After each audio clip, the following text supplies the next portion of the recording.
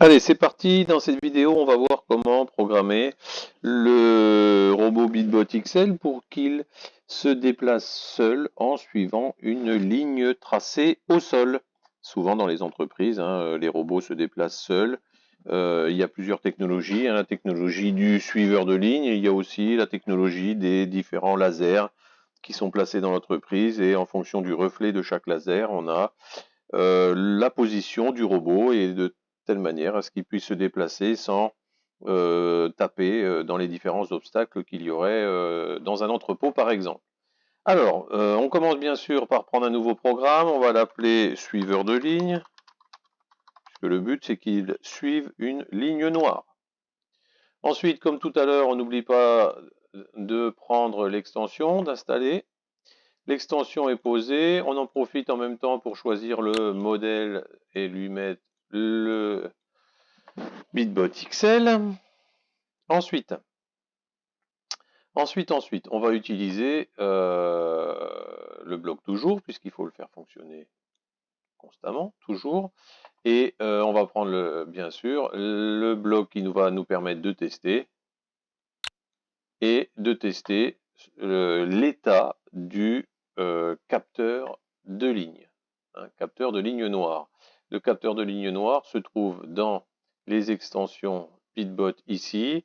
On va dans les entrées-sorties, les capteurs et puis les actionneurs. On prend le capteur ici, c'est celui-là, capteur de suivi de ligne. Alors, je vous ai montré, vous avez deux capteurs de suivi de ligne. Si je les reprends, ils se trouvent ici. Voilà, les deux capteurs de suivi de ligne qui se trouvent en dessous.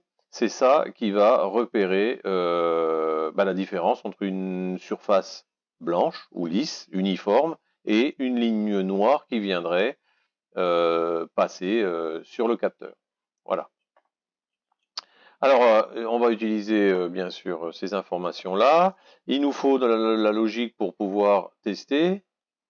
Alors, à savoir que le test est extrêmement simple. Si le capteur envoie l'information 1, ça veut dire qu'il a capté la ligne noire. Si il envoie 0, c'est que on est sur une surface de couleur uniforme et qu'il n'a pas traversé la ligne noire.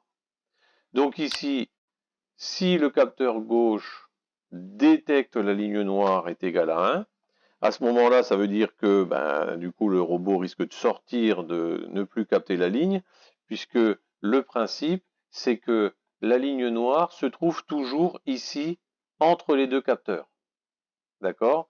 Donc on va positionner notre robot au départ pour que la ligne noire se trouve au milieu. Et puis, dès que le robot va se déplacer et que la ligne noire, forcément, qui va défiler sous le robot va bouger, elle va se retrouver plus ou moins à droite ou à gauche, jusqu'au moment où elle va déclencher le capteur de gauche ou de droite, ce qui va nous permettre de savoir où se situe la ligne. Si le capteur de gauche se déclenche, ça veut dire que la ligne est à gauche, et donc il faudra faire tourner le moteur, le robot vers la gauche. Voilà. Alors, ici, on a capté la présence de la ligne ici sur le capteur gauche. Conclusion, il va falloir faire tourner le moteur. Alors, il va falloir tourner le moteur. Alors, je vais mettre spin gauche. Alors, c'est le moteur gauche. On peut laisser 60%. Ce sera à vous après de juger. Encore une fois, ne mettez pas une vitesse trop rapide. Parce que si c'est trop rapide, le capteur de ligne n'aura pas le temps de détecter. Il lui faut quand même un dixième de seconde pour détecter. Si jamais le robot va trop vite, la ligne va passer. Vous ne pourrez pas faire de détection. Ensuite, on continue, on a le même principe, mais avec le droit.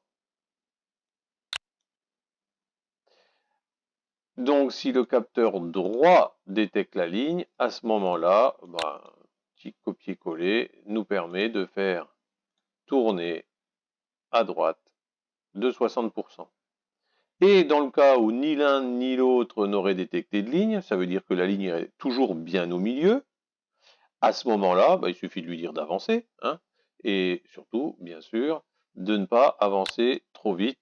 Je vous laisse régler, vous allez voir, si vous mettez 100%, il n'aura même pas le temps de détecter la ligne, il ira tout le temps tout droit, et puis il ne pourra pas suivre la ligne, et c'est pourtant ce qu'on veut. Il n'y a pas grand-chose d'autre à ajouter, hein. Je détecte la ligne, je fais tourner. Je détecte la ligne à droite, je fais tourner à droite. Tester, vérifier pour voir si ici la rotation du robot n'est pas inversée, hein. Peut-être que si je détecte à gauche, il faut le faire tourner à droite, hein. À vous de vérifier. Je vous laisse vérifier, modifier. N'hésitez pas à modifier les vitesses si ça va trop vite ou pas assez vite. D'accord. Vous pouvez d'ailleurs même vous amuser à essayer de trouver la limite de détection, hein. Est-ce qu'elle est à 80%? Est-ce qu'elle est à 30% de vitesse? Essayez de faire plusieurs essais de façon à pouvoir optimiser votre programme et la réaction du robot.